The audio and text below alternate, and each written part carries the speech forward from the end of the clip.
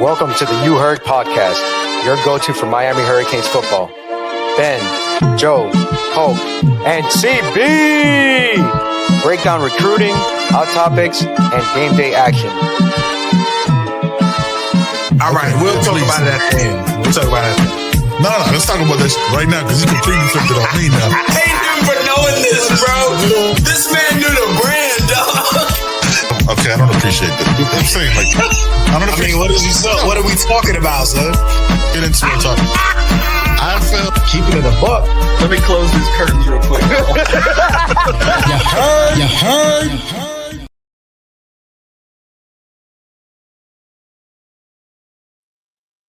Hey, you already know.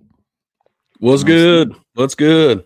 What up, family? What up, family? I told you Joey was good. I told you we was good already.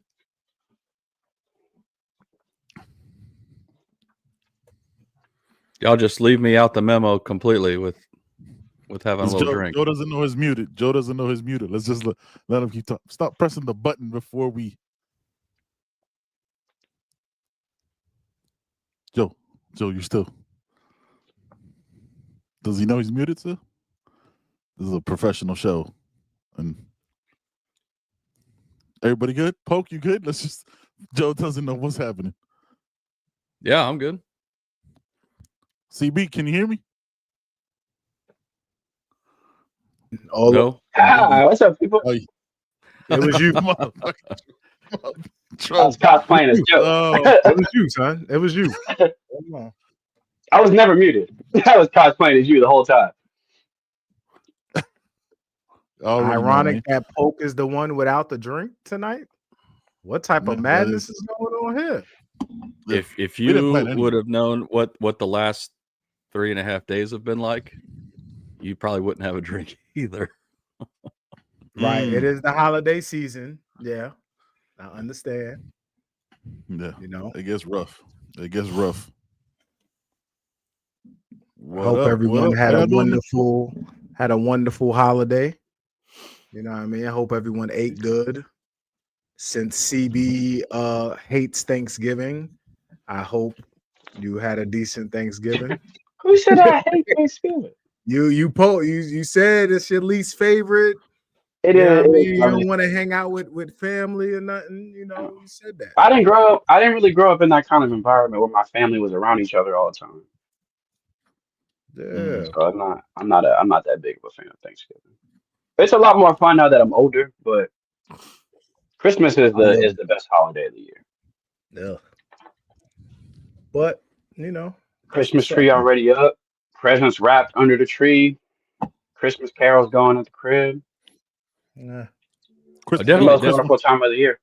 Definitely got the Christmas music playing already. That's for sure. Yeah. Got one of the trees put up today. Yeah.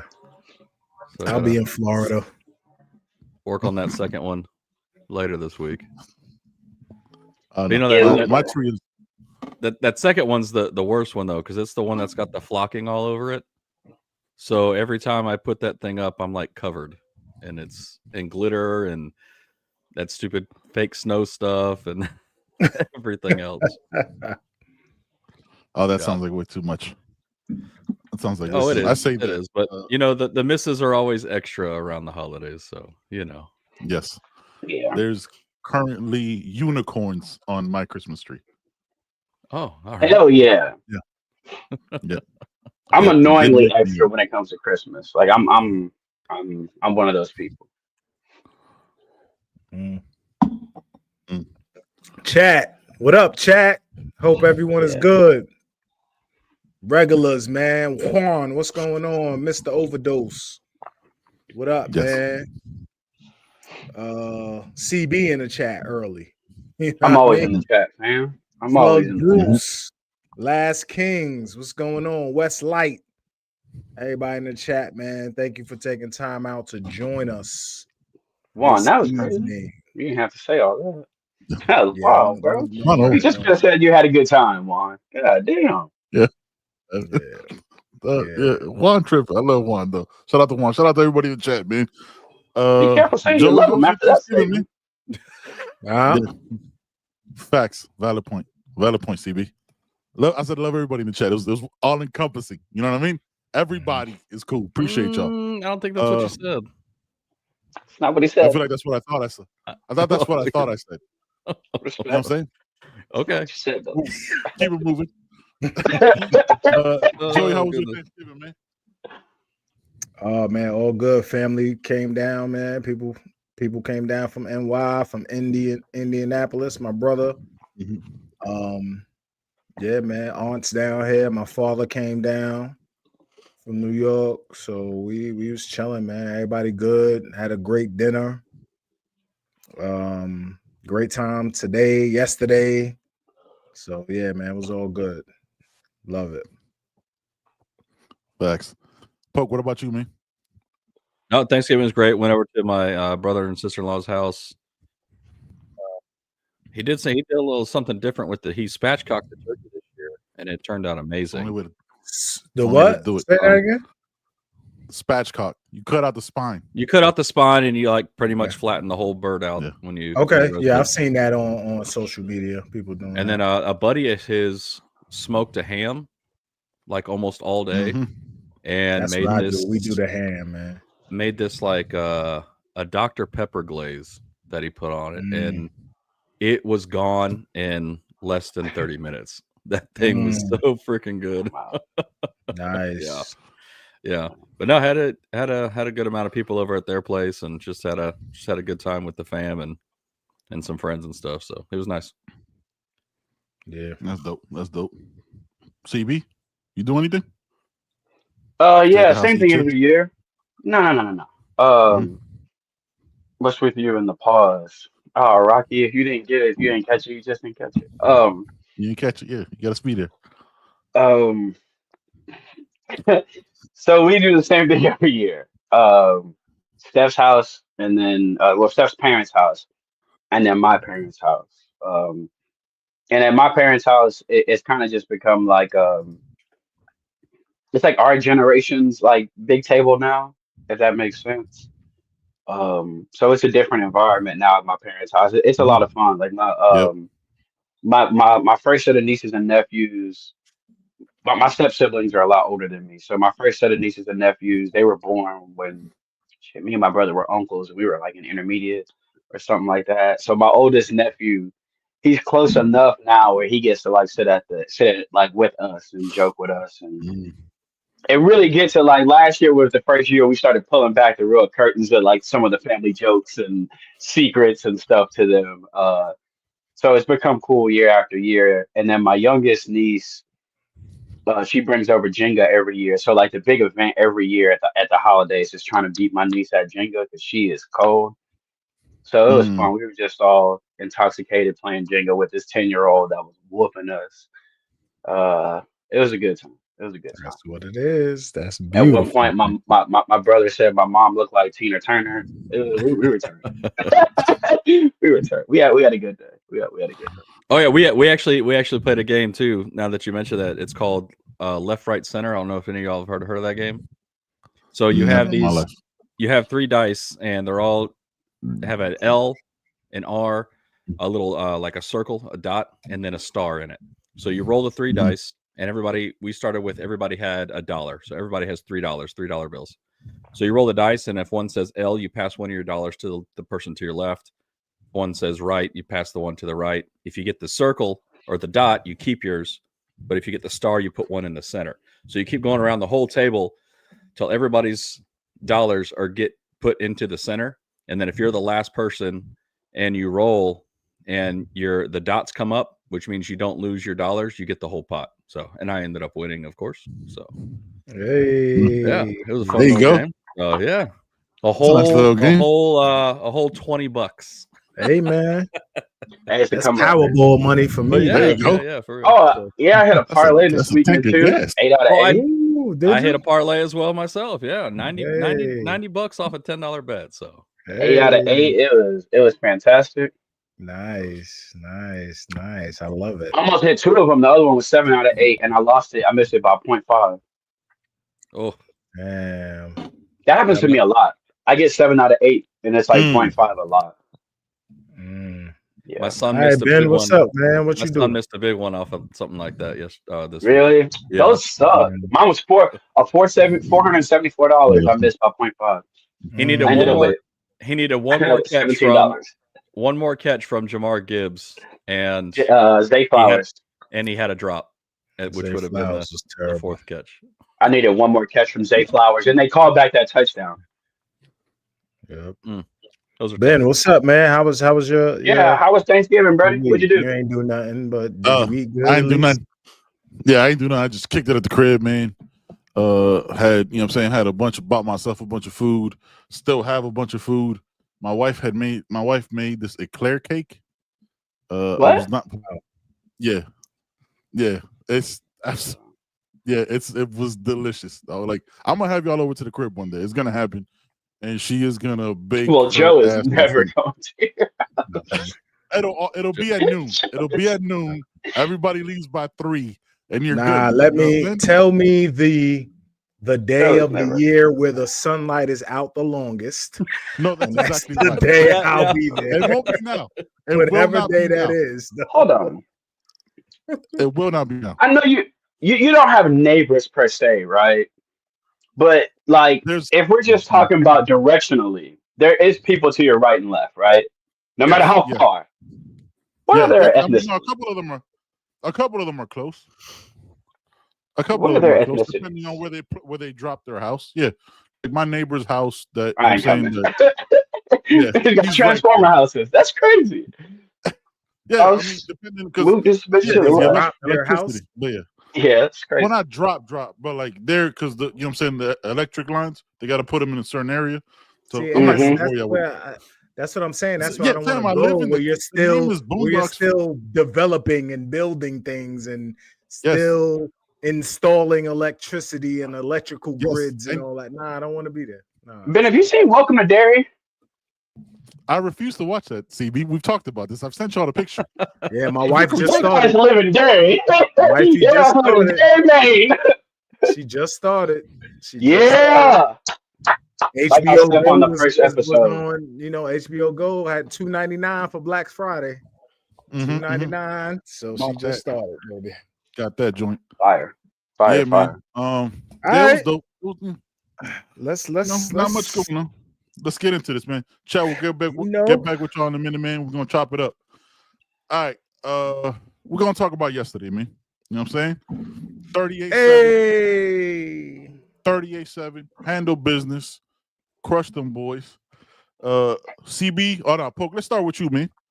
Going into the game, you already know. Thoughts, hits, whatever you want to talk about, man. Let's go. No, I mean, I felt fine going into the game. I guess out of all the games like leading up to this one was probably, I guess, at the top of my radar. Kind of a lookout for game. But honestly, I wasn't really that concerned. I mean, I think they pretty much crushed the cold weather narrative, blew that out of the park. The whole can't win in November. I think they kind of conquered that this year, going 4-1. And I don't know, the team just looked really good. It was nice to see that type of win to close out a regular season when years past we haven't really been able to see that. Either they lost the final game of the regular season or they kind of stumbled through it. But it just looked like a very well-oiled machine the entire game. And I don't know, it was fun to watch, man. I enjoyed it. Facts. I'm with you. Joey? Yeah, man.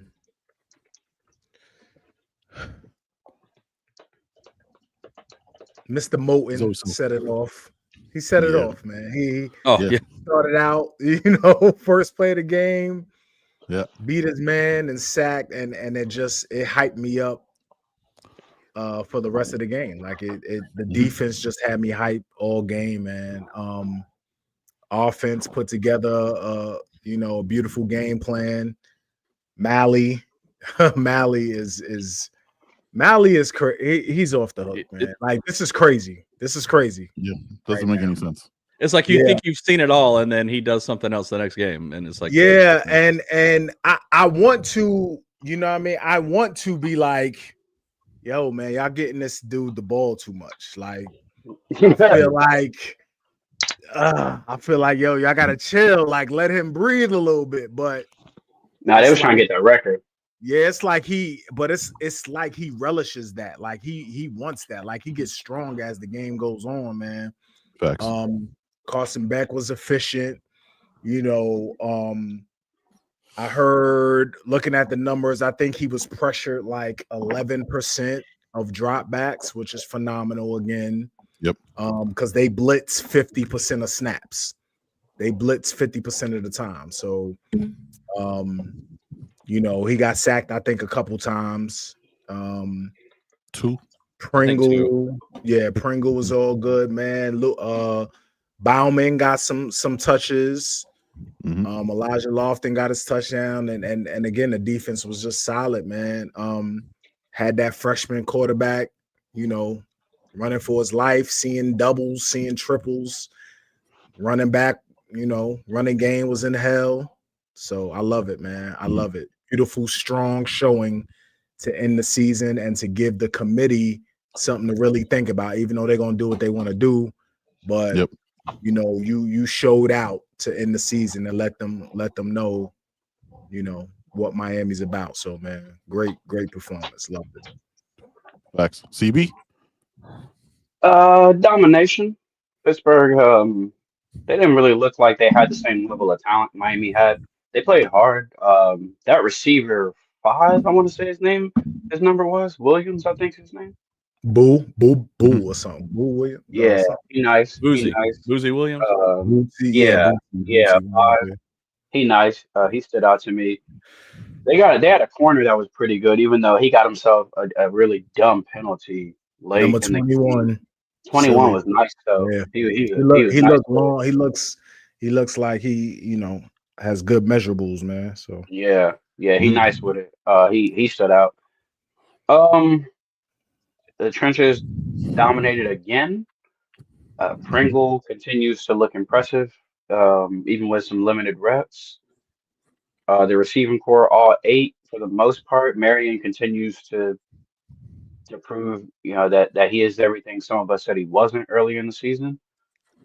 The defense is just fun to watch, flat out. Now they'll hand you a first down every once in a while, though. Like they'll just gift wrap you a fucking first down every once in a while. But then they clamp you down like right after that. They're a lot of fun to watch. That I don't really care about what this means. It'll mean whatever it means, and whenever they say what it means, then I'll have a reaction to it. Until then, it's a good way to close out the season. Back-to-back 10-win seasons for Mario. I think that's huge. That can't be overlooked. I know a lot of times in college football, people are like, you haven't won anything if you haven't won a natty, but I'll take a 10-win season over not any day of the week. So first time since 02-03 was the last time we had back-to-back 10-win seasons. Yeah, let's give that man some credit for that. And again, the 2025 class, man, they just continue to show out. Bryce Fitzgerald was absolutely everywhere yesterday. Pringle every time he gets a chance. You see Dalen Upshaw getting early reps. Malachi Toney is Malachi Toney. Dante Simpson, not on the stat sheet, played another solid game in his limited reps.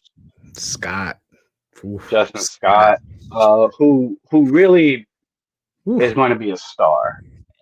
It's going to be an interesting year next year. But yeah, great game. All 4 quarters.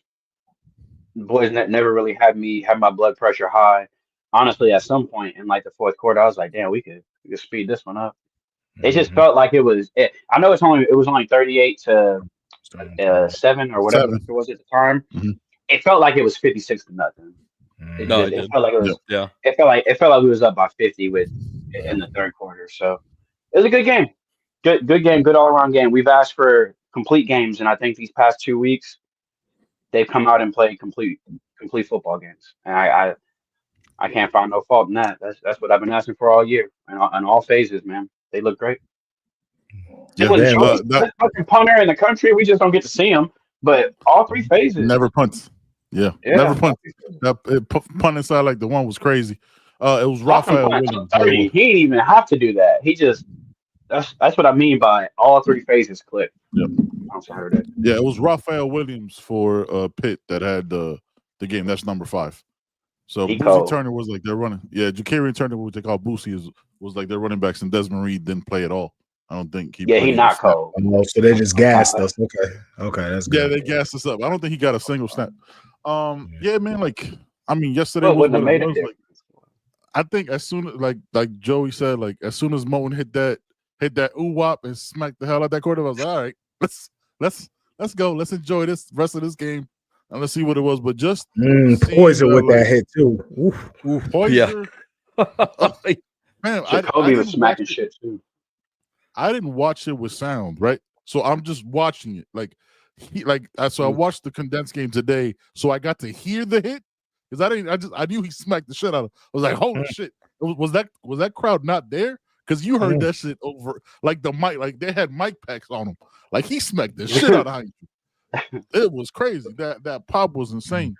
But yeah, man, Bane had a hell of a game. You know what I'm saying? A lot of people were, acting like Bane isn't him. Like he's not gonna be a top 5, top 3 pick. Was whooping ass in there. Yeah, we'll talk.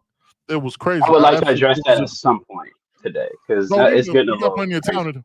Yeah, we got plenty of time. Getting stupid. It was just listen, man. I actually loved how they used Fletch and Pringle. They used Pringle as like that change. Like even when he broke that like 40-yard run, I was like, oh, Pringle's gonna break it outside because they only had one guy out there, and I knew Marion was gonna run in. I was like, it's gonna be beautiful. I love that combination. I love the bringing in Shamar Brown as the additional physical back. I still don't understand what the fuck pulling is on that touchdown. I've never seen that before. Like on the McCoy call, I was like, you know how long we've been doing that? we've been all season. Every team does that almost every game at some point.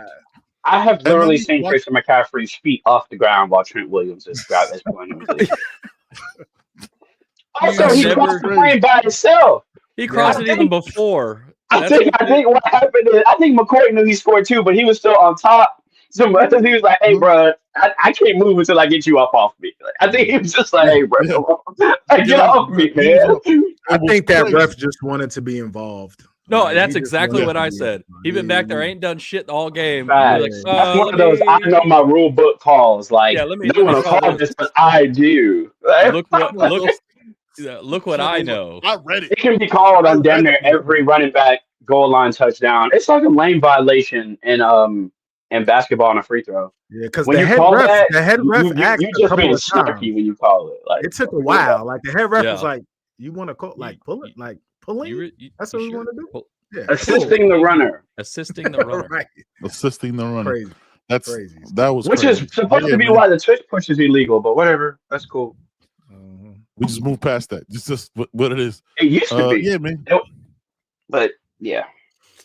Just complete domination, man. I absolutely loved how they answered. Look, they slipped up at the beginning of the year, at the beginning of the month, and they handled business since then, man. Like I said it, like after that SMU loss, a lot of teams for over 20 years folds after that. And they responded with their most complete football since then. So that's a credit to the coaching staff. It's a credit to these players, credit to the leaders on the I'm saying in the building. So I really have no complaints. It is what it's gonna be with other people making their eye test decisions. I can't make those you know what I'm saying? But to finish how they finished, just completely dominating a team on the road in the cold was fantastic. Okay, that's all right. Apparently, it's illegal from the front, not the back. Yeah. In case anyone was wondering, that's how that play breaks down in the rule book. Oh my god! Oh, that was fantastic. If you pull it from the front, I think it's fine. If you pull from the back, why you gotta do the gesture though? Like why you gotta do the full gesture? Oh my god! Oh my god! I don't know. That's just look, man. Just watching that game, like watching that defense from and comparing it and remembering what last year's was, and getting to see that all year. You know what I mean? Getting to see the growth of a Bryce Fitzgerald, of a Segariah Poiser. Xavier Lucas on that 4th down stop when he smacked him. responding to like how from his challenges from the week before where he didn't set the edge. Like that's accountability and that's growth and that's development. Like we want to point and nitpick and pick these moments out. We're like, oh, look where he didn't do well. Look what they did continually throughout the season, man. I absolutely love that defense, Joe. And I hope we extended Heatherman. I'm saying secured that because there's a lot of coaching vacancies around the country right now. So I hope they're locking that shit down at least for another year. So, yeah, man. Joe, what you thinking? I already gave my thoughts, but would you like to hear them again? Not just continuing the conversation.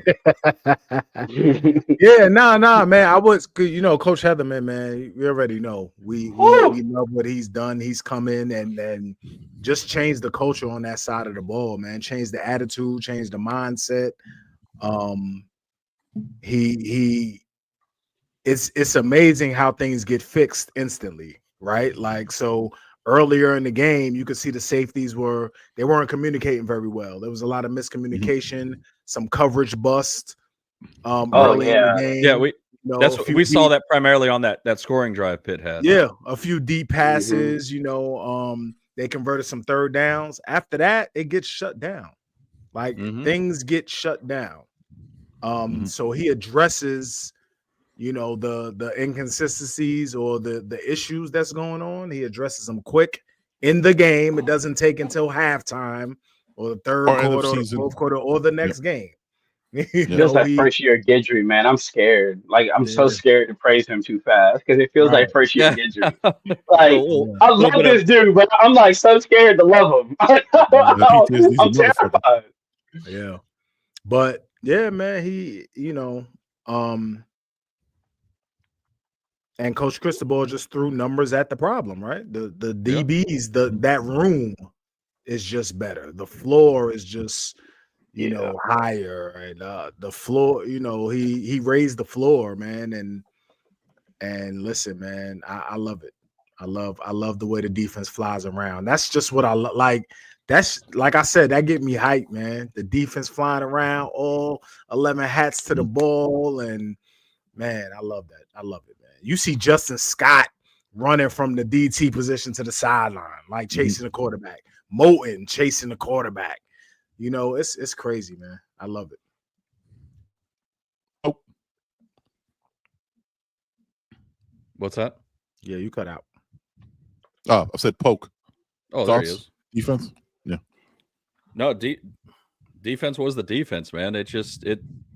The way they attacked in the trenches and just got after the quarterback the entire game. He could never really get settled, was never really looked too comfortable back there, constantly having to scramble. So it's just nice to see, them still playing at such a high level and with such intensity, going into the last game. Like I said earlier, we've hit on it plenty of times that it would have been really easy for this team just to kind of fold and just kind of go through the motions the rest of the way after, the two losses we had, especially the way we lost them at the end. But, they correct their mistakes when they need to be corrected. We don't really see a lot of the same stuff consistently happening. And if it does happen, it gets corrected right away, whether that's, somebody stepping up on the team, to his teammates saying, hey, listen, you just, you screwed that one up, so fix it. Or, they get coached up on the sideline, whether it's guys that aren't even playing, that are sitting out, that are out on injury. Keontae Scott being one of those dudes, still, getting on his guys on the sidelines, giving them pointers, talking them up, telling them what he sees out there, just being there for his dudes when they need somebody else. So just the way the defense has played the whole season, it's just so nice to see after what we endured through last year.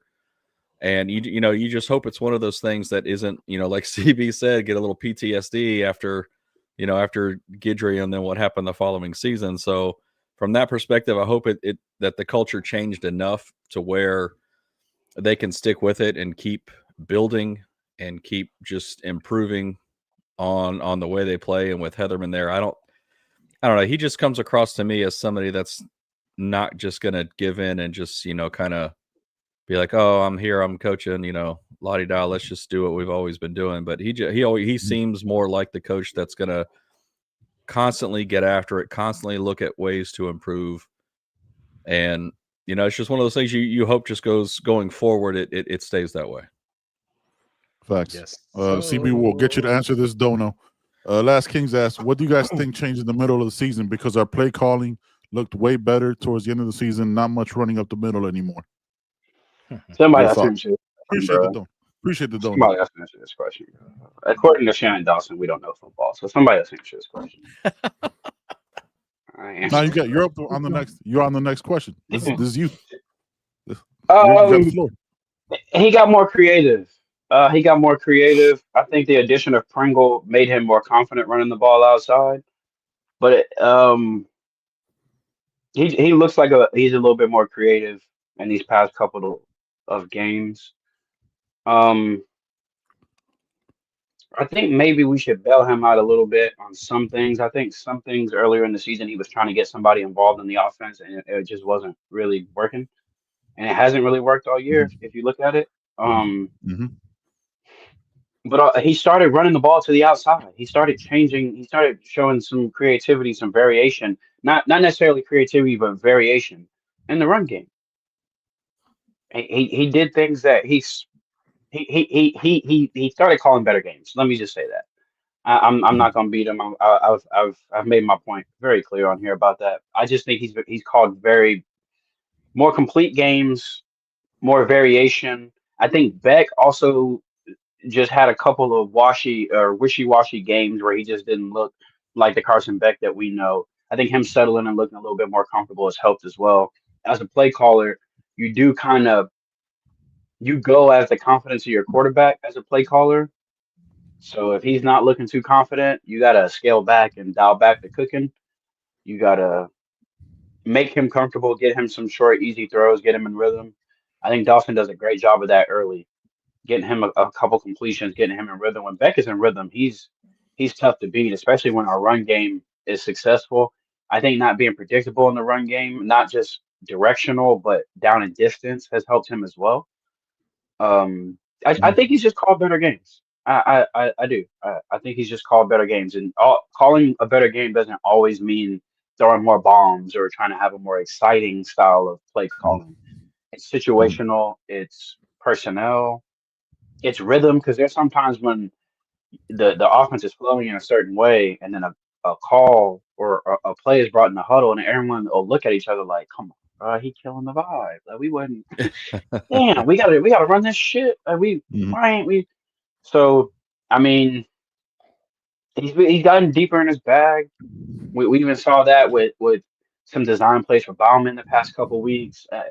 Even him getting Elijah Lofton involved in the previous game. I think he's done a good job of showcasing variety with his play calling. And yeah, and they seem to be playing fast. They seem to be playing loose, and they're executing. A lot of that's executing too. I can call the best shit I got on my play sheet. If you don't execute it, it looks like trash. So. Right.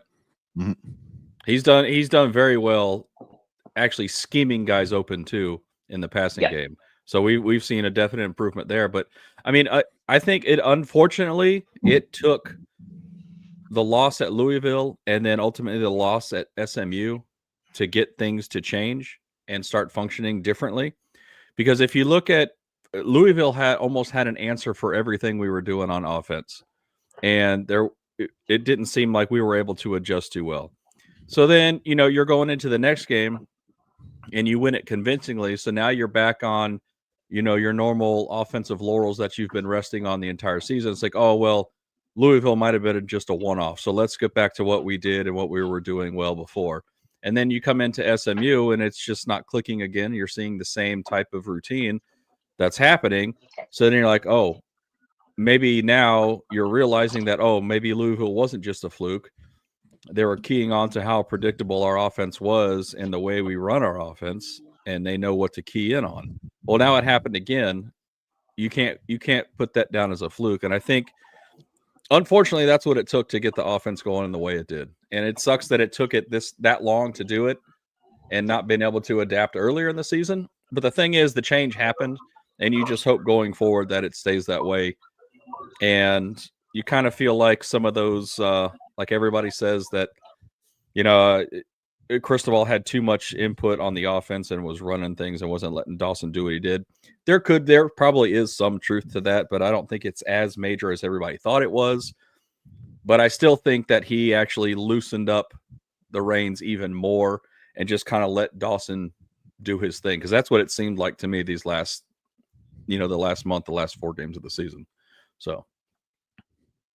Yeah, I think a lot of it had to do with I think CB said a lot of it had to do with personnel. We forget Pringle was hurt through the first half of the year, whatever that was. They never released it because it wasn't during ACC play. So whatever that injury was, he needed time to come in, and he's a different kind of back, right? Like we see that Fletch doesn't have that giddy up. Fletch doesn't have that Fletch seeks out violence. That's who Fletcher is, and there's nothing wrong with that, and that's totally fine. But that's going to limit you in a lot of your play calling when you have a certain kind of back and you bring in a Pringle. I think that was really the key to the offense once he got healthy. And once he was incorporated in the rotation, because then you had more dynamic, right? Like it wasn't just Mally, right? It was the ability. It was Mally with Pringle that gave you a little extra, and Marion taking a step forward. Like Marion, we lost a CJ who was our number 2, and Marion stepped right into that. So that showed a little bit more. So look, yeah, the losses hurt.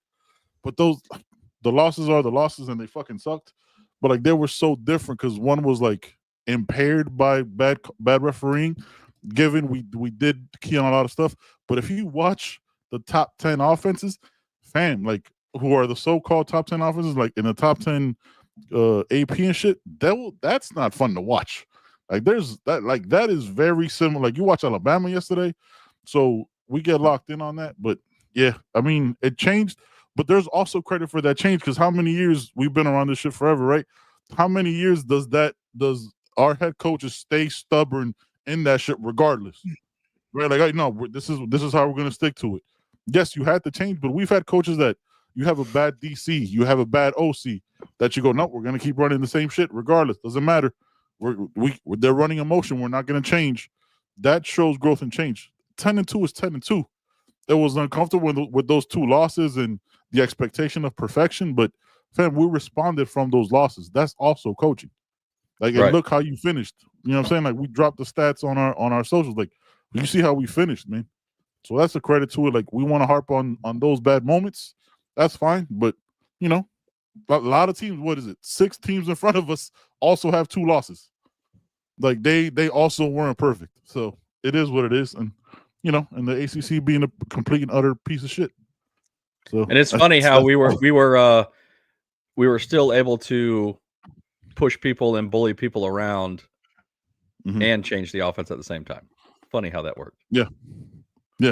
Didn't stop anything. Pringle's amazing. Pringle, him and Fletch next year, because I'm hoping Fletch comes back because the transfer portal is coming up. Names are gonna start dropping. That's just the business. Hopefully they come back next year. And that 1-2 punch with maybe Shamar Brown is going to be nice. With whatever guys we get is going to be a nice little thing next year, man. And we'll see what happens for the bowl game. And we'll get into the college football committee in a minute. Y'all got any thoughts before we go to this Caneswear ad? Nope. Let's get into this Caneswear ad. We'll be right after these messages. We'll be right back. Welcome to Caneswear. New store, new items, same great experience. Family owned and operated since 2010, Caneswear has the latest merchandise from the Miami Hurricanes, Miami Dolphins, Florida Panthers, Inter Miami CF, and more. Come visit us at our store in Davie on University Drive, just south of 595, or online at caneswear.com. Caneswear, the spot Miami fans shop. Yes, sir. Yes, sir. Appreciate everybody in the chat. Got 230 rocking with us right now. Truth Tie says 4-1 in November. They didn't think they had it in them. There's no such thing as bad weather, only soft people. You know what I'm saying? To quote the coach. Appreciate everybody in the chat, man. Yeah, they're already Coach told the committee stop bullshit, man. Coach told the he did. Yeah, he did. I wanted to address something. I don't know who said it, so I apologize. Also, My neighbor is listening to a documentary on 6,000 right now. I can hear someone narrating. It's crazy. I'm like, damn, how loud does it need to be? Anyway, someone mentioned that Heatherman is typically better after an offense has a drive or two. That means he's good at actually coaching. So that first drive or two is usually scripted. The first 15 plays on offense are usually scripted. What that means is coaches will watch film all week, scout the opposing defense, and select 15 of their best plays or the plays that they think will work against what a defense typically does. So those 15 plays should work in theory most times. So the fact that after those 15 plays, he is curb stopping opposing OCs means that when you're done with all that week's prep that you did to pick out your 15 perfect, when you got to actually coach against me, I'm killing you. Your first 15 are scripted right, or they're scripted well. After that, the fact that Heatherman seems to curb stomp these OCs, that means now it's just my playbook against your playbook. Let's go. And obviously, he makes those adjustments to that first 15, going, "Oh, that's what they're about to do to us today. Cool. Let's do this, this, and this." And what we're seeing is opposing OCs don't have that get back. Once he gets that leg up after them scripted plays, we're not seeing opposing OCs be able to make that change and then get on top of his defense. So that's really a kudos to actually coaching and in-game adjustments and or sticking with your game plan because it works. It just may not work against the scripted plays because theoretically those should be the most effective plays of the game. So that's a big shout out to Heatherman for, like I said, after them 15 are thrown out, when it's really me versus you, he's killing opposing OCs. And you love to see that. Line it up. James Kane says people forget Heatherman was an offensive guy before converting defensive coach. Wasn't he a quarterback? He played quarterback, you know what I'm saying, all through when he played. So yeah, that's a dope experience. I love it. That's why I'm a huge fan of receivers playing cornerback playing receiver, running backs playing linebacker, things like that. I'm a huge fan of that. Yep. Yeah, facts. Yeah, you have a different appreciation for defense too when you play offense. Like, I don't know how it is for you, Joe. I probably get more excited to watch defense than I do offense. I feel like I critique offense more than I watch it, and I appreciate defense more. I had to deal with it my whole fucking life. Most offensive players want to play defense. And, I did not. You know, some defensive players want the ball, but you know, when you've played both sides and you understand what an offense is thinking, you understand the mentality of an offense. You understand that when the receiver is lined up inside the numbers, he's probably running an out. Or he cutting them splits, baby, or something, you know. So it's just a good thing to play all over the field, both sides, definitely. That he says my best he's seen in college was a former wide receiver. Sworn to the Storm says in that pick game when Bryce's blitz got picked up pre-snap and left the hot rod wide open, they adjusted and Bryce dropped back and Blick was going to be a pick six. Yeah, they learn quick, man. Like they're being taught throughout the game, which is something that didn't happen last year. Like I said, hopefully there's a lot of coaching vacancies. I think before the season even started, before he got coached the game, they were like, Heatherman's on that list of possibly being a coach. So, you know, hopefully we can hold on to, you know, it's a coaching carousel out there. Oh, he was saying, he wasn't saying they adjusted. He said if they adjusted, it would have been a pick six. That's just sometimes an offensive play is just set up perfect for the defense that's called against it. That's all that was. I think sometimes that's what it's for. It's right. You're not supposed to be able to beat a hot route. Yeah, you can't beat a hot route on defense. That is literally break glass if all else fails is what a hot route is. You can't beat a hot route. A bad throw beats a hot route if he sails them over or something, but you should always hit on that. College football committee is a bunch of former hall monitors. I've not watched one of those shows, so I don't know. I've not watched one of those. What were you going to say, Joey? I feel like Coach Heatherman shows the blitz early sometimes to force the offense to do something different. what he thinks they're going to do, and then he drops out of it and catches them doing what he thought they was going to do when he was bringing pressure. So again, talking about Heatherman again, it's just a cat and mouse with the offense and the defense, man. So, yep. Yeah. That's what it is. All right, man, 10-2. Regular season is over. Nothing more to add to the resume. We'll find out Tuesday what the committee decides arbitrarily on any given day. The final rankings come out after the championship games. We are obviously, if everybody knows, left out of the ACC championship because of opponents' win percentage, which I didn't know was a motherfucking thing. That's the fifth tiebreaker, though. That's why nobody's ever heard of it. It's fucking stupid. Holy cow! What a joke, Duke, bro. Duke, fun. Freaking Duke. 7-5, Duke. The Fighting Manny Diaz's. Oh my god! There's going to be so much chaos ensue after all this. Like, because if Duke wins, they're not going to be ranked, which means no ACC team is going to get an automatic bid. That means we have to hope and pray for one of the at-larges. Yeah, they wouldn't even they wouldn't even qualify. It would go to the highest ranking conference. Right, that's what it would be two G5s. They would hope for that fifth auto bid, or that for the fifth auto bid or whatever it is. Yeah, that's what I'm saying. So we'd have to hope and pray for one of the at-larges. Which is ridiculous. Yeah, and Duke is probably going to win that because Virginia lost to NC State, but it didn't count. But Virginia's tough. I think Virginia going to kick their ass. Virginia's tough. I hope so. And I don't even think that's going to propel Virginia to be ranked high enough to qualify. They're 18th right now? I thought they were 16th. Yeah, but they'll but they're I think they're ahead of the G5s, so they'll get that at large. They still got the Peach Bowl. I want to go to the Peach Bowl. Where's the Peach Bowl? Georgia. It used to be a Chick-fil-A Peach Bowl. Y'all remember? We played LSU that year when Devin Hester got that return. Yeah. Killed us after that. That Devin Hester the anti-Mario portion of the fan page, especially Groove, are having a field day with Duke making it over Miami. Yeah, Groove got to be celebrating. Groove got to be buying some new cologne, having the best day of his life with that. I muted him like a year and a half ago. Shout out to my guy. But they made it in by default. It wasn't even.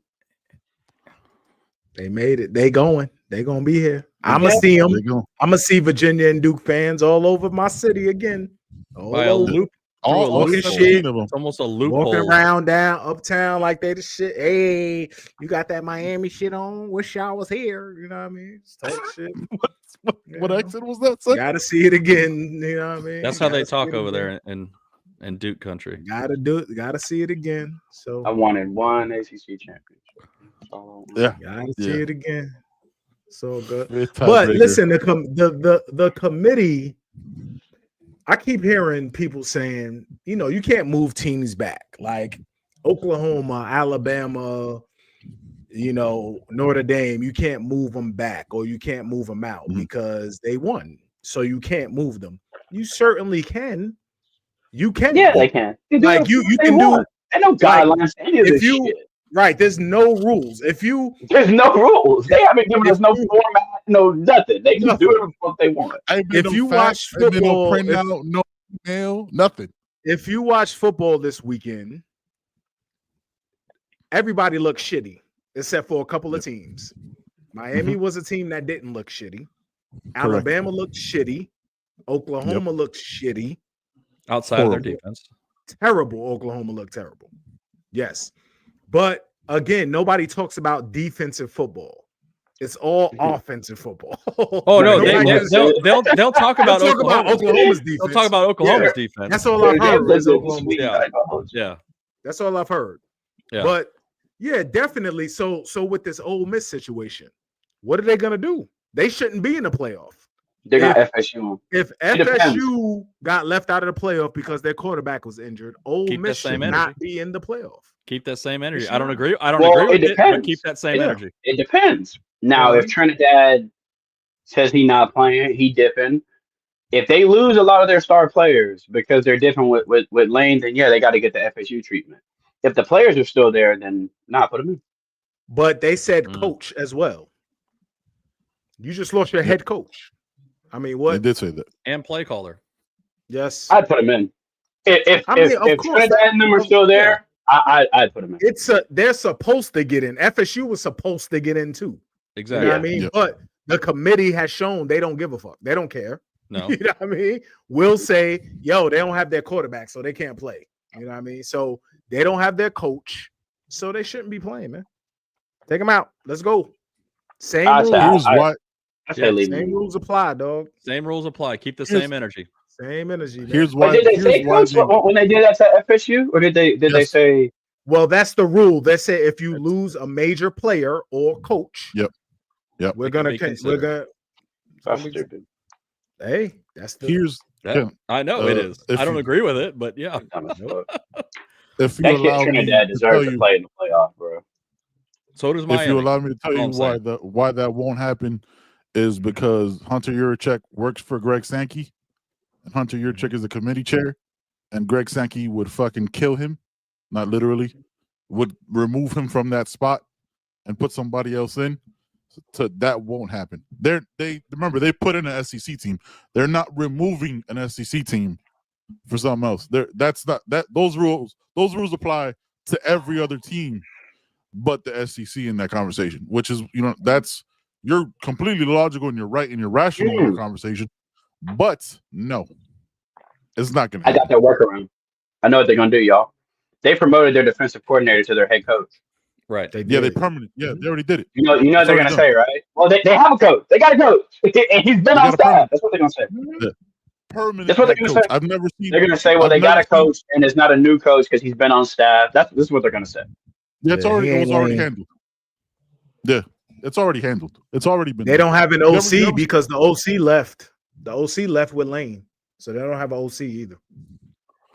I'm not. Shout out to my dog Lane, by the way, man. Happy for you, bro. Out of there, and he definitely taking the quarterback with him. He's definitely taking the quarterback. LSU doesn't have. He's definitely taking the quarterback with him. Oh, he's probably gonna take Austin with him. Well, he'll either take Austin or he's taking one of them. Fuck, who's the other kid? What's the other kid's name? Austin Cole. Whoever he wants. Austin a lot. Whoever he wants. Whoever he wants, dog.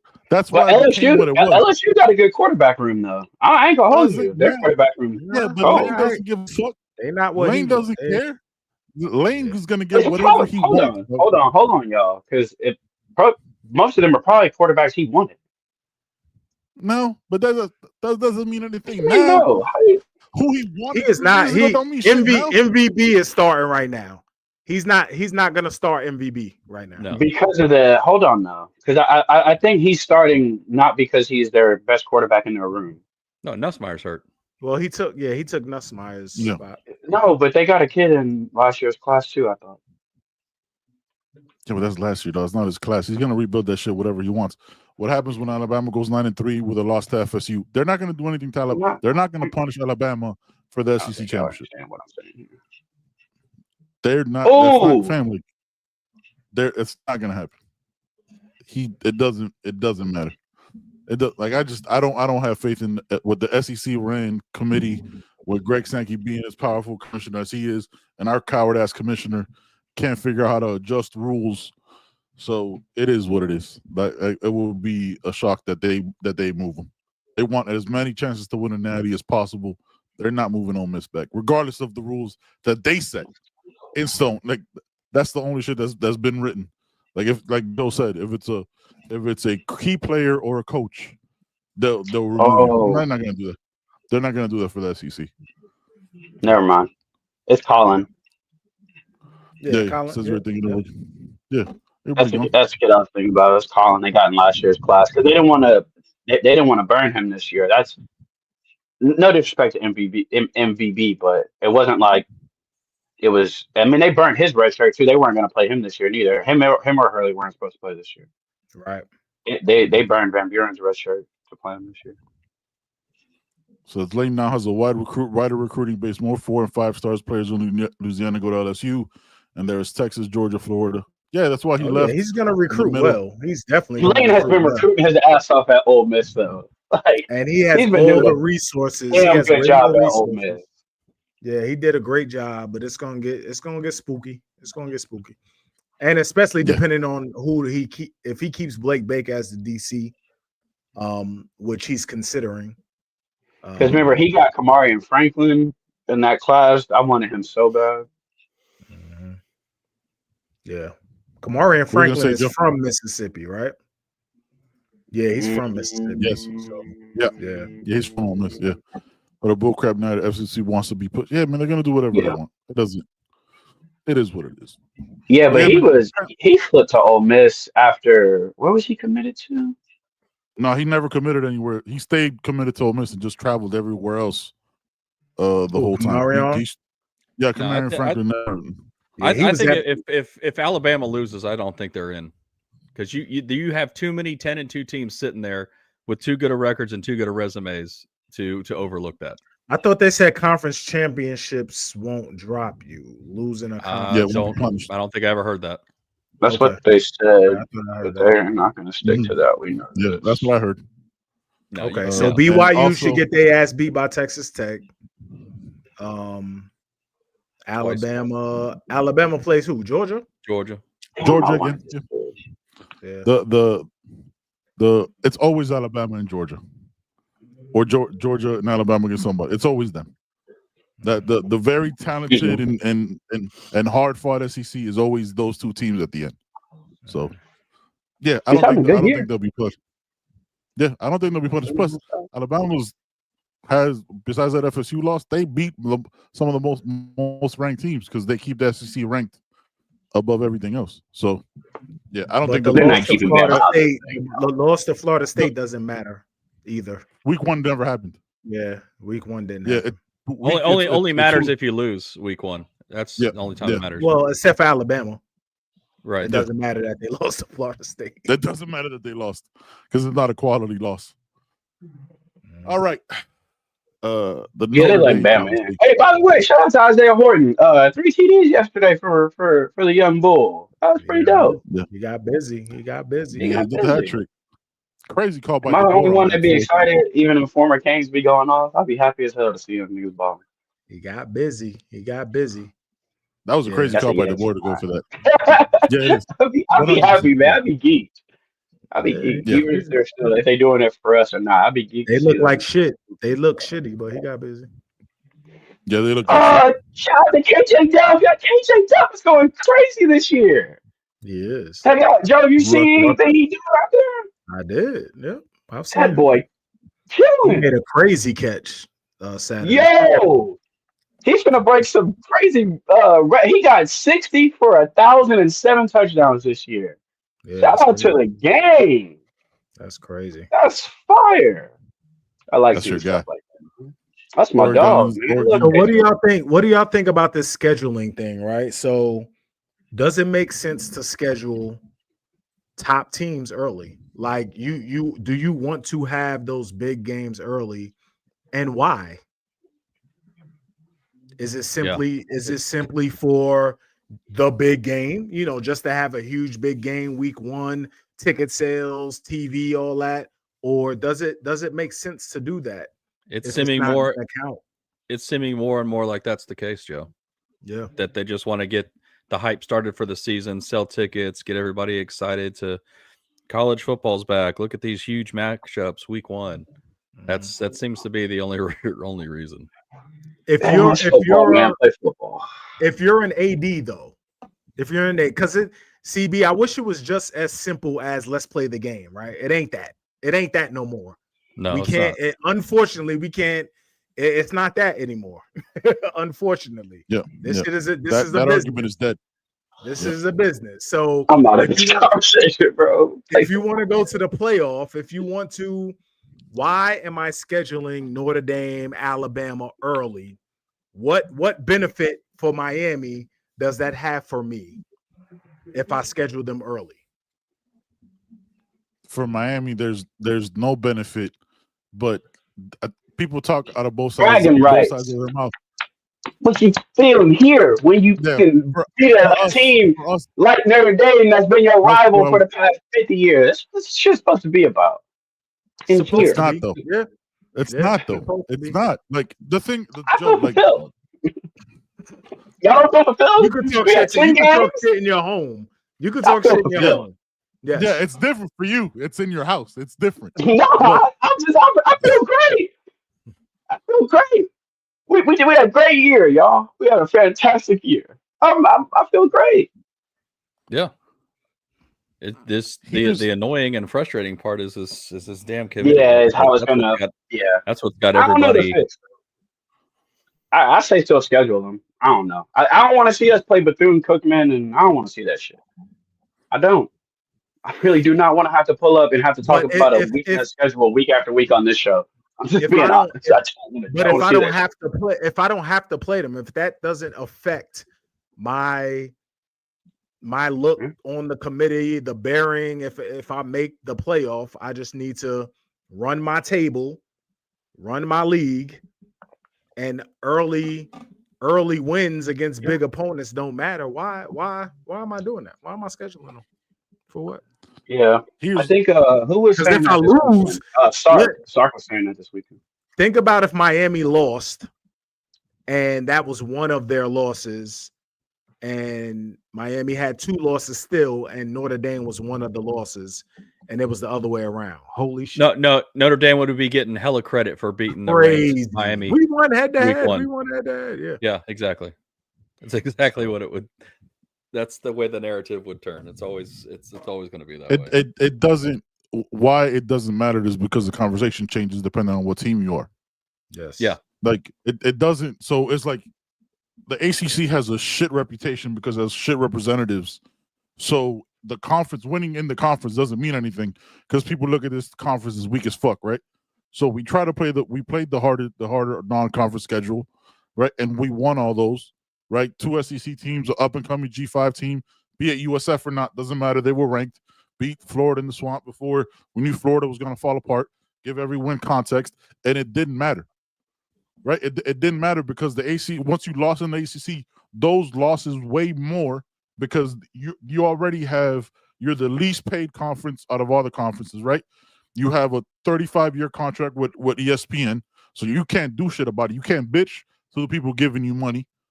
Right, because they're like, "Hey, bitch, shut up. We gave you a 35-year contract, and you're the least paid, and you can't renegotiate. So you can't man up and say shit." So Jim Phillips is a fucking bitch, just sitting there. I don't give a fuck. Like just sitting there, can't say nothing, and negotiated a contract before anybody else. Didn't see that a mortgage was a bad deal.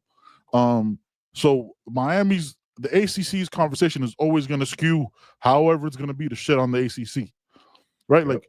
When you count a good loss over a win, that's all the conversation that needs to be had. When you omit that a 5-7 terrible FSU team dog-walked Alabama, absolutely dog-walked Alabama, and just don't acknowledge it because the games don't matter. When you want to start having the argument that Texas only lost by 7 on the road and you want to start arguing them for a 9-3, the conversation is whatever you want it to be depending on what conference you're in. Like, it makes sense for the SEC not to schedule hard games outside because they look at the SEC as so hard. Again, 15 out of the last 17 years since Saban took over Alabama, it's been Alabama or Georgia or a mixture of those two for most of those years. This isn't some really tough it's always the same fucking teams at the end. At the end, it's always the same two. It doesn't matter what Ole Miss did. Oh, look how Vanderbilt looks. It doesn't. Tennessee didn't beat a fucking soul, stayed in the top 20.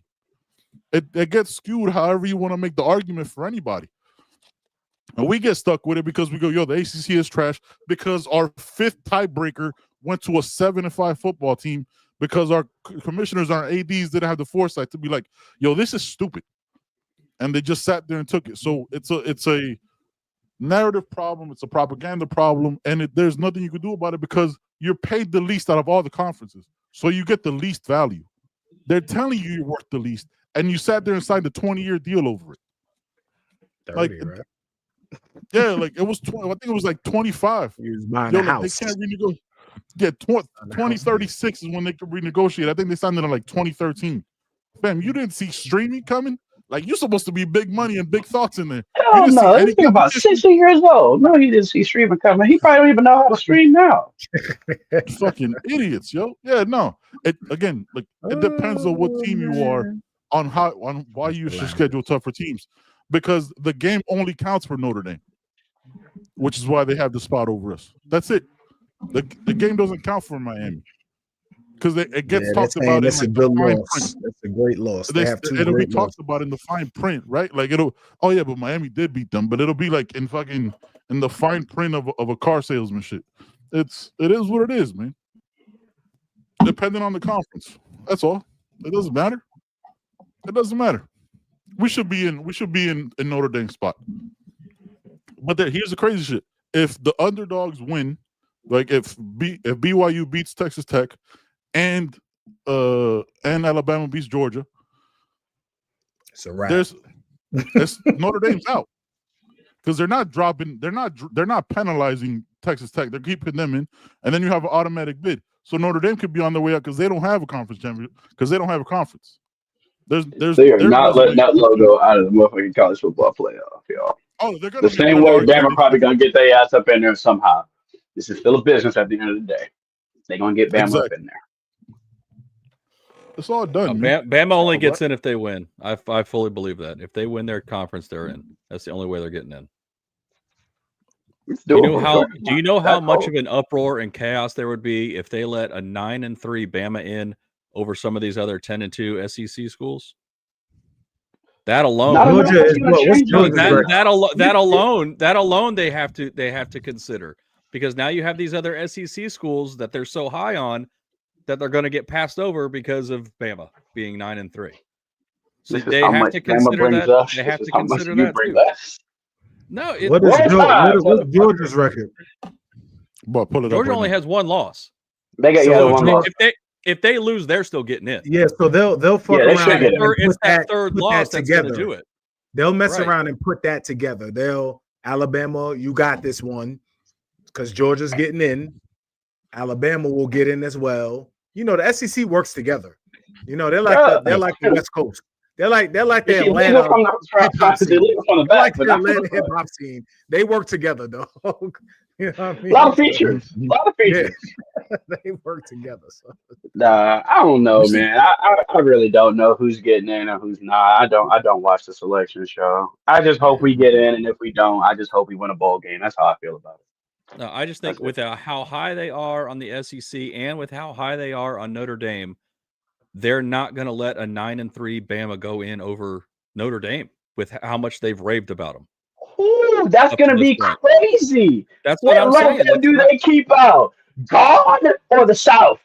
What do they do? Do you keep out God or the South? You can't keep Jesus out the playoffs? What are you talking about? What do you do, committee? Because at that point, honestly, that would be the best case for Miami possible. If Notre Dame gets in over Bama, or if Bama gets in over Notre Dame, then I have to ask the question: if Bama would have lost, would we have been given the same coin toss with Notre Dame? You see what I'm saying? If it's going to be a coin toss between Bama and Notre Dame, if Bama ends up beating Georgia, and they're really going to have to think hard about which one to leave out, are we given that same? You know what I'm saying? No. Or are they just looking at it like, they got 2 losses, they out? Like, are we coming down to the wire as much as Bama's going to come down to the wire, win, lose, or draw? Because we know win, lose, or draw, they're going to be one of those first 2 teams out. They're going to call them that if they don't get in. But I don't know if Miami's getting that same. No. Wait till the conference championships are over, and then we'll figure out if they belong. You feel me? I don't feel like we're getting no. And if we don't, I'm gonna be honest. Whatever, man. I just want to win something this year. HCC championship, bowl game, fucking national championship would be great. But I want to win something. I want to finish out the season with a dub, whether that's in the fucking Fiesta Bowl or the Chili Bowl. I just want a trophy. No, they're not moving Alabama out. Like, no, against the SEC. If they lose, They'll be 10-3. They're not going to put them in over a 10-2 Notre Dame, a 10-2 Oklahoma, a 11-1 BYU, Oklahoma's a 10-2 already- Vanderbilt. They That's may not going to put them in happen. Oklahoma. Oklahoma's already in. Oklahoma's they're Oklahoma's going to done. see, and they don't have to win or lose the SEC championship. So them losing, I think it's going to put Alabama out. That's just what I think. I think Alabama. You're not going to convince me otherwise until it happens. Then I'm not trying to convince you. I'm just telling you they're not going to move Alabama out. I'm not arguing with you. I'm just telling you You are though. You're not saying what I'm saying, so it's an argument. Yeah, quite literally, it's not an argument. It's a different opinion. That's a definition of an argument. But you're disagreeing with this point. They're not. I'm not telling you. I don't agree. I agree with you. They shouldn't be in. But the committee doesn't give a fuck. They're gonna keep them in. They're not gonna punish them. Did somebody just say John Mateer? I don't think so. What's wrong with John Mateer? Mateer cold. What's wrong with you? That's a crazy statement to make. John Mateer cold. No, he's not. Right. Yeah, he's not. He's not great. Okay, now John Mateer is not. Hey, wrap this shit up. Now John Mateer. Can we? Let's go. Wrap this up. Oh, that out of Oklahoma's offense. I'm just going off the season. We can't go off what happened at. But we knew he was gonna struggle a little bit. They ain't got nobody up there that offensive line. Can we? Oh, no, but okay. On the what? No, wait, y'all ain't watched Oklahoma this year or last year? Did we not see their whole offensive line? Look, we had talked about it on this show. We talked about why is he going there? Because he's not gonna look as good as he should because their whole offensive line left in the portal. We talked about it on this show, but now all of a sudden Mateer's moved. That's crazy. Give me Haynes King first. But Mateer we're throwing for 4K here. He's whatever. Yeah. Oh, we just making shit up now, CB. That's just. You think Beck is better than John Mateer? Yes. Looking at numbers, I don't know. I'm looking at the numbers. Looking at stats. Looking at stats. So Timmy Chan's better than Joe Burrow then. Timmy Chan's better than. No, we're looking at numbers. If we're looking at numbers. No, dog. Graham Hall's one of the best quarterbacks of all time. We're looking at numbers. Back-to-back 10-win seasons. I didn't say that. First time over 20 years ago, Canes. F. Joey Galloway. Thank you the little game part. I love it. The last part. Joey Galloway hates it. Can get real dicey if the underdogs win. So we'll see. We'll see what happens. Y'all got anything else before we get up out of here? Joey? I shall see Tuesday, baby. Well, Tuesday don't really matter. Next Sunday is what really matters. Next Sunday is it. From noon to 3 is when it pops off. We CB? Are gameless. Yes, there's nothing for us to add on. 818. There was some talk. Was it last year, last offseason before about maybe like a sneaking off to the Big Ten? Didn't we do something to put ourselves in frame for Did you have to like register some way to do basketball with the Big Ten? And we did that. I forget what the hell it was called. We qualified as some academic thing. Like yeah.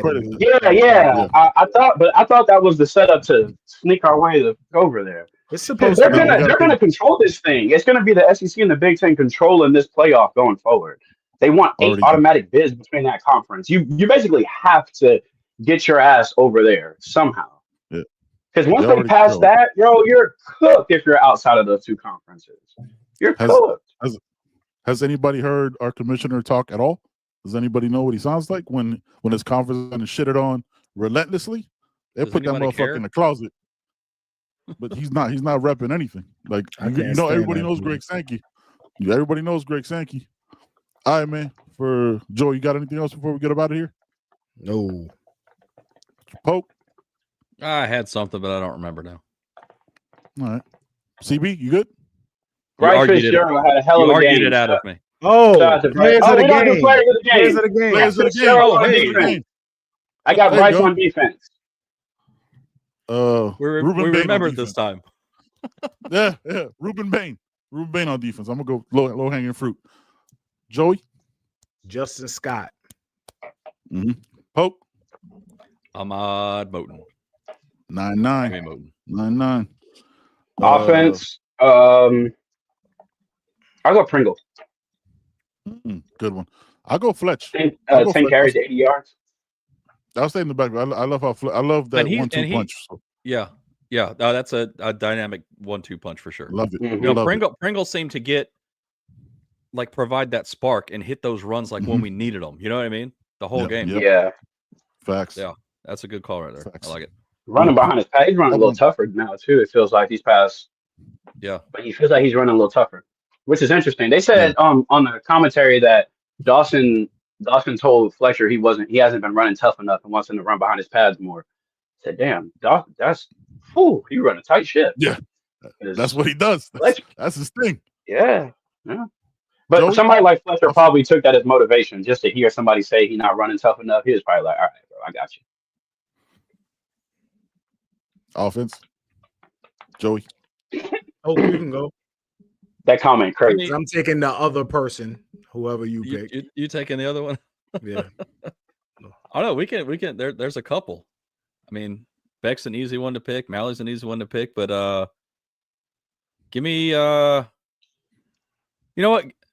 Give me the big, dumpy, slow white dude. Give me Bauman. Yeah.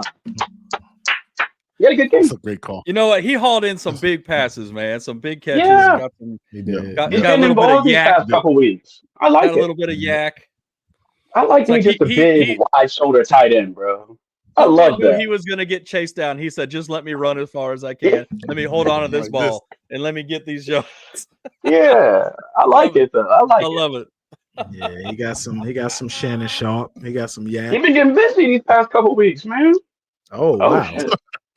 Whoa, Hey, that's, whoa. I don't know. Whoa. Hey, Not whoa. not right. that kind of Whoa. podcast. All right. Hey, this is the Let me Ben, move why did this you highlight that? to a different. Let me move this to a different. Mally. I'm taking it. Mally, definitely. 13, right? Very- 13 grabs. Yeah, very impressive, man. He's impressive, man. I'm not easily He's like- impressed. He's impressive. He's like 1 or 2 away from the record, right? No, he got the record, didn't he? Oh, he got it. He got the record. For He got it catches? yesterday. Oh, for No, the receive he didn't- the he freshman, didn't get it. the freshman record. Yeah, I'm talking about the record for the most catches No. in a season for Miami. And he's- The record's I think 85. I think he's got He has 81. he needs 2 more. He's got 84. Oh, he's got 8. Oh, okay. That's both. So he'll break it in whatever bowl game. Yeah. Yeah. Yeah. Yeah, I think they just knew. sit him out. I think they knew, bro. Too. Because 13 of them things is crazy. I think they were like, "There's a record here. We gotta hit this Yeah. motherfucker." Hey, shout out to Joe CJ said- too, man. Started off the season Yeah. with probably one of the best catches of the season of the year, and ends the Mhm. season with another highlight reel catch. Yeah, So, I need Facts. him Shout to out get CJ. back, man. You know what Yeah. I mean? Joe said, let him sit for 2. Let him get his 2 catches and sit him in the bowl game. Yeah, man. Chill out. Don't even relax. risk that shit. Let him We coach. got it. Well, it's hard Did the to whole catch season. passes from yourself. He may be playing quarterback in that motherfucker. Yeah. By the way, no, Yeah. please. I Facts. actually don't. All jokes aside, I don't want him to play quarterback in college because he's not going to play quarterback in the pros. So I would like him to stay a receiver. no, Facts. He don't like playing All quarterback. right, yo. Nah, he's good. I like how they're using him. All you gotta in do that is role. give him 2 pop passes, B. That's it. He good. That's 2 catches Facts. right there. Yeah, and sit him down. Yeah, sit him down. Nah, he All probably good. not gonna want to though. I mean, Yeah. he No, got not that who he serious is. dog in him. Yeah. And then he's Right. gonna be playing with all his friends because it's gonna be all the kids playing in that game anyway. He probably not gonna want to sit because he's gonna be actually playing with his boys. He gonna have Dalen, and them out there with him. He probably gonna want to hoop. Facts. Before we get up out of here, National Early Signing Day starts Wednesday, I think, till Friday. So yeah, it's already here. So December 3rd through the 5th. Think depending on where you're looking, top 10, top 7 class. We'll talk about that on Wednesday. We appreciate y'all, man. You know what I'm saying? It's been a great year for CB, Pope, and Joey. I'm your boy Benny Boondocks, man. We'll catch y'all again, man. Peace. Thanks for watching. You heard. Thanks for listening. We appreciate y'all. You already know every Wednesday, 6 o'clock. You already know every Sunday. Right on time. You already know.